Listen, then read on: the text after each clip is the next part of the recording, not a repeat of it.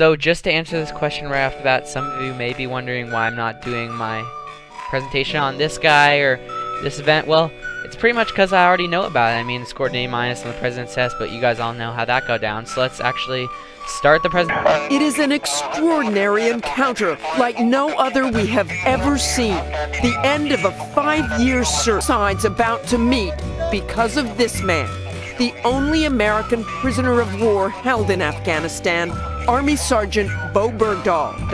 The Taliban video shows Bergdahl in the back of a pickup truck, head shaved, no beard, but blinking and hollow-eyed, as if emerging from the dark for the first time. Leaning into Bergdahl, one of the Taliban says, "Don't come back to Afghanistan, you will not make it out next time." As you guys just heard, this is Army Sergeant Bowe Bergdahl.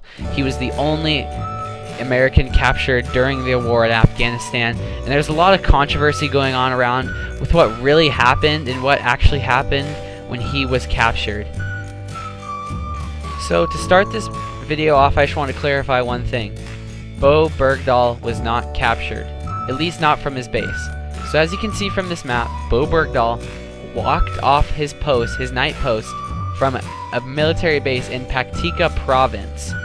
So the significance of this province is right here is Pakistan, and this is Afghanistan right here. The military base is somewhere in here.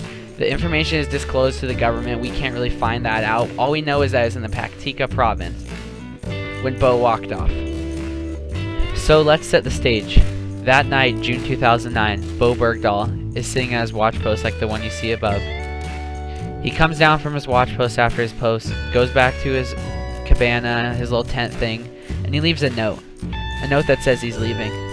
He leaves all his gear, doesn't bring anything, not a single thing, not a gun, not a backpack, not a water bottle, and he leaves. So after Bowe leaves his post, he continues to walk around the Afghanistan desert, just walk around fields like these you see, and he goes for a village that he'd been to before. He was friends with the Afghan police, he had talked with them before, he had a great relationship with them, but it seems like he just couldn't find the village. And after pondering for about an hour, 2 hours, 3 hours, 6 hours later, the terrorist group from the Haqqani network found him. A couple people on a motorcycle with AK-47s picked him up and took him. So after that point, nobody really knows what happened with Bowe in captivity. But from one of his quotes at the ABC News, this is what he says. "I was kept in constant isolation during the entire 5 years, with little to no understanding of time, through periods of constant darkness, periods of constant light, and periods of completely random flickering of light, and absolutely no understanding of anything that was happening behind the door I was held behind." So Bowe's 5 years were definitely not easy. For the majority of the time, he was chained to a bed, he was fed little food, and blindfolded a lot, and this took a toll on Bowe. Girlfriend who was hoping to marry. I have my grandma and grandpas. I have a very, very good family that I love back home in America. And I miss them every day that I'm gone. I miss them, and I'm afraid that I might never see them again, and that I'll never be able to tell them that I love them again. I'll never be able to hug them. So that video you just watched was one of many propaganda videos that the Haqqani network asked Bowe Bergdahl to film for them. So the importance of these was they showed Bowe as this healthy, he's eating food, he seems happy, and this enraged Americans. His relationship with them in the videos looked so well, and they were questioning if he was really following Army code, which states that you do everything you can to resist that. Well, later Bowe says that he was treated very poorly. He tried to escape over 12 times, and one time he even lasted 9 days and then got captured again. And this just proves that Bowe actually tried to get out, and he did do everything he needed to stay alive. And just that, nothing more, nothing less. So after Bowe was released in the video you saw at the start, controversy began. As you can see in this picture, these are 5 Taliban commanders out of Guantanamo Bay. These are the 5 Taliban commanders that we gave back for Army Sergeant Bowe Bergdahl, and this is just where the controversy starts.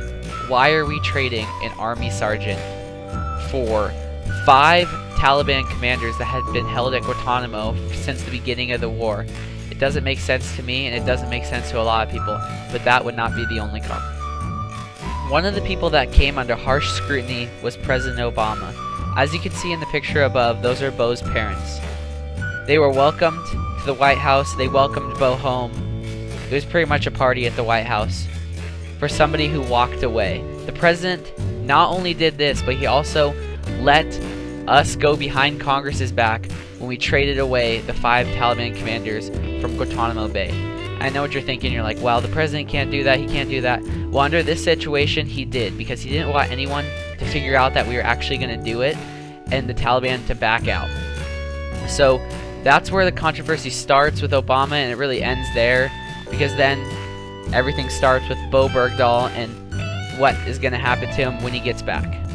So after Bowe was rescued, he actually didn't come home. He went to a German hospital where he did medical tests to make sure he's okay, and then about a month later he was shipped back home to the US, and Bowe's battle has not stopped today.